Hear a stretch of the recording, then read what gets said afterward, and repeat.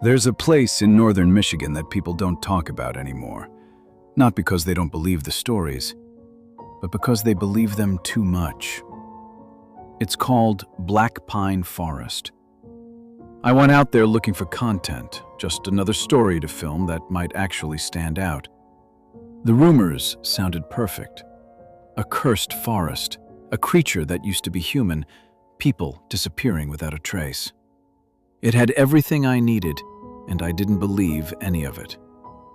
I packed my gear, brought enough food for a couple of days, and arrived just after sunrise. The moment I stepped past the tree line, something felt off. The air was still and heavy in a way that didn't feel natural, and the silence was immediate and complete. There were no birds, no insects, and not even the sound of wind moving through the trees. Even then, I kept walking. At first, I stayed focused on filming, talking quietly into the camera as I explained where I was and what people claimed lived out there.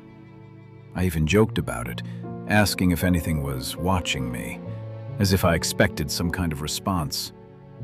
I didn't get one, at least not right away.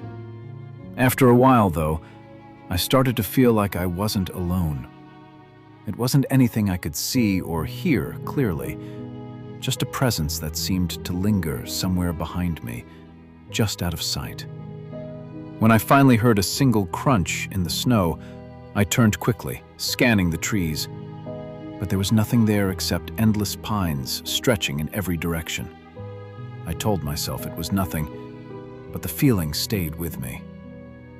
By the time the sun started to set, I realized I had gone deeper than I intended, and with the light fading quickly between the trees, I decided it was better to set up camp than try to find my way back in the dark. The fire helped at first, bringing a sense of normalcy that made everything feel manageable again. I even sat in front of the camera and joked that if anything was out there, now would be the perfect time to show itself. Looking back, that was probably the worst thing I could have said. Sometime after midnight, I woke to the sound of breathing just outside the tent.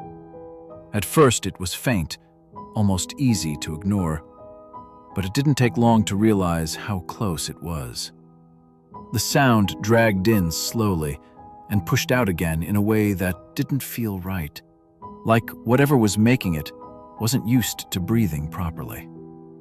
I stayed completely still, hoping that if I didn't react, it might lose interest and leave. It didn't. The breathing began to shift, circling the tent in slow, deliberate movements. And before I could stop myself, I whispered a quiet, "Hello," more out of instinct than intention. For a moment, everything went completely silent, and I thought maybe it was over. Then something answered. It repeated the word in my voice, perfectly matching the tone and pitch. But there was something empty about it, like it didn't understand what it was saying. When it spoke again, it sounded closer, stretching the word slightly, as if it were testing how it felt to say it. I stayed frozen, expecting something to press against the tent or reveal itself in some way. But nothing did. Eventually, the sound stopped altogether, leaving nothing but silence behind. I waited for a long time before finally unzipping the tent and stepping outside. The forest looked empty, exactly the same as it had before, but the snow around me told a different story. Large tracks circled the tent in slow, deliberate loops, each one pressed deep into the ground, as if whatever made them carried far more weight than it should have. It was obvious then that it hadn't just passed by. It had been watching me. I didn't try to sleep after that. As soon as the sun came up, I packed everything and started moving, no longer interested in filming or proving anything. I just wanted to get out. At first, it felt like I was making progress, but after a while, something began to feel wrong. The trees didn't change, and the landscape stayed exactly the same no matter how far I walked. like I was stuck inside a loop that refused to shift. When I checked my compass, the needle spun wildly without settling, and my phone didn't last much longer, flickering once before going completely dead. That's when it finally sank in that I wasn't getting anywhere.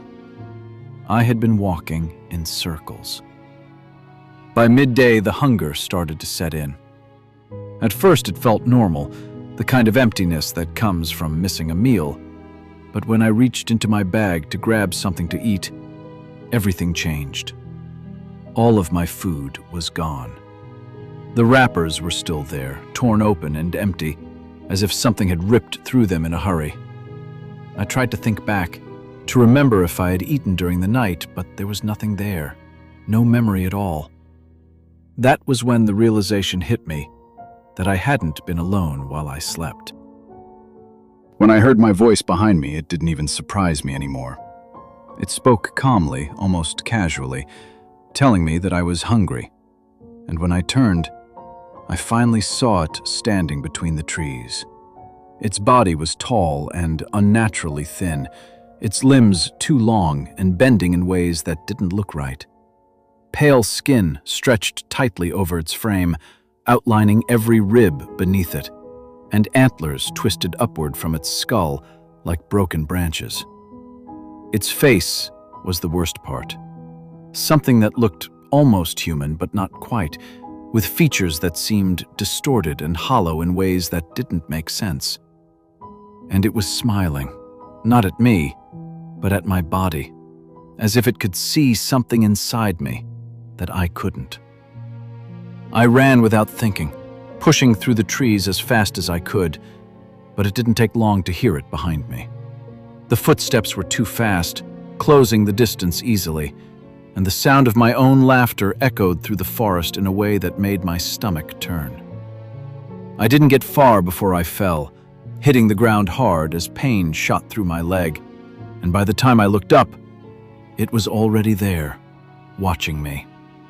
It moved slowly as it lowered itself in front of me, its hollow gaze fixed on mine. And when it spoke again, its voice was no longer mine.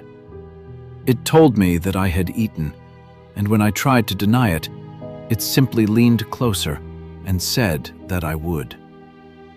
After that, everything came back in fragments: cold, movement, darkness.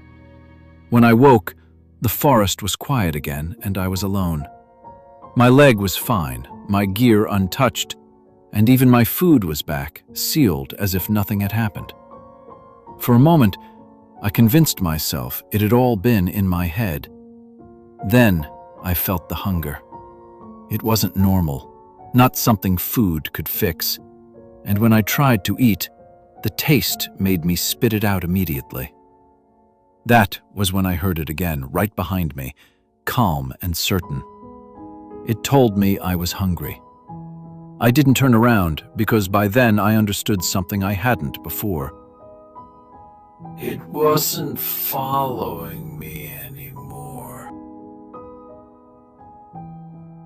This tape was never meant to be found, but now that you've seen it, you're part of it. If anything feels off, don't ignore it. And whatever you do, don't rewind. Subscribe for the next transmission.